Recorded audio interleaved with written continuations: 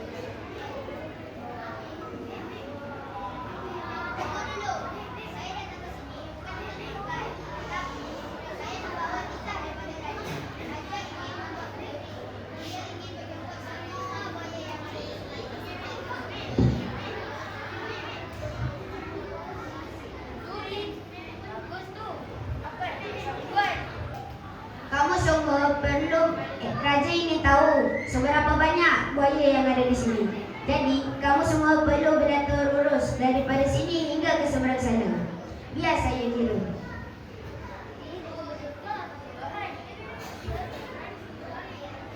Sudah tentu, takkanlah saya ingin menipu buaya yang lagi gagah perkasa seperti kalian.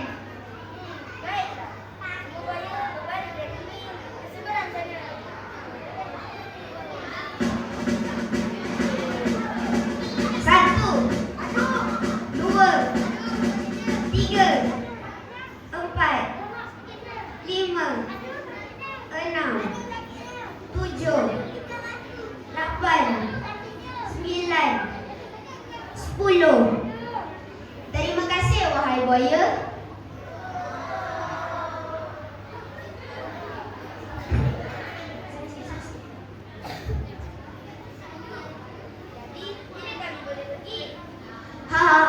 Sebenarnya tiada kenduri pun. Saya hanya ingin makan buah di sini.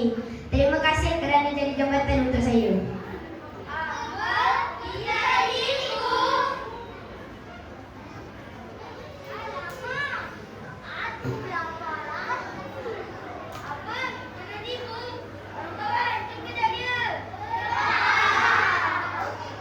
Akhirnya, sang kancil berjaya menyeberangi sungai kerana kebijaksanaannya. Namun, kebijaksanaan mestilah digunakan dengan penuh tanggungjawab dan tidak untuk menzalimi orang lain.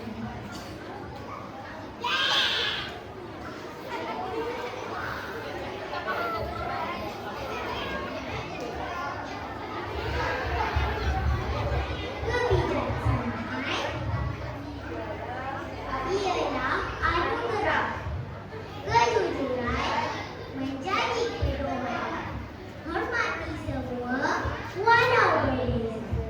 Bersatu hati membina masa depan.